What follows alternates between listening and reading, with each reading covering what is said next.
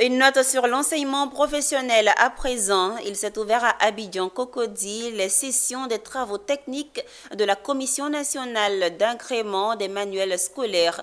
L'objectif est de donner un avis pertinent sur les manuels en usage et les nouveaux manuels destinés aux apprenants et aux formateurs de l'enseignement technique et de la formation professionnelle. Le compte rendu de Mondésir Nascimento.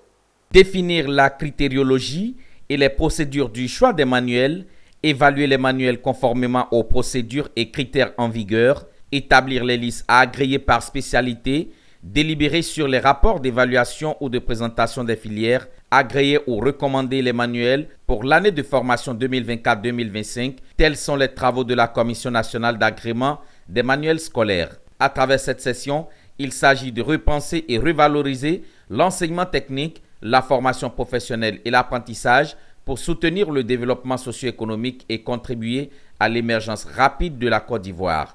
Une vision du ministre Dr Nguessan Kofi, représentée à l'ouverture des travaux par Sangaré Moustapha, directeur de cabinet du ministère de l'enseignement technique, de la formation professionnelle et de l'apprentissage. Il s'agit effectivement d'agréer des ouvrages.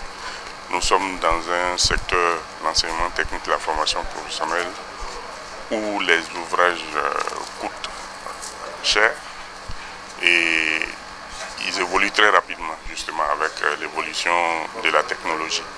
Donc cette commission a pour objet justement d'encourager les Ivoiriens à produire des ouvrages qui reviendraient moins chers aux apprenants de notre dispositif. Et je dis apprenants, mais il y a aussi les formateurs qui sont concernés par ces ouvrages-là. Et d'arriver aussi à maîtriser le contenu des enseignements qui sont dispensés dans nos établissements. Selon l'inspecteur général, coordonnateur général, c'est une mission cruciale car le choix d'un manuel de formation est bien plus qu'une sélection de contenus théoriques. Faute de production locale, beaucoup de formateurs produisent des fascicules. Ces fascicules qui ne sont pas agréés et qu'ils imposent à nos apprenants. On ne maîtrise pas le contenu, ce n'est pas homologué. Donc il faut mettre de l'ordre. Pour nous, la meilleure façon de mettre de l'ordre, c'est d'encourager nos formateurs à proposer le contenu de leur fascicule à une instance qui va valider.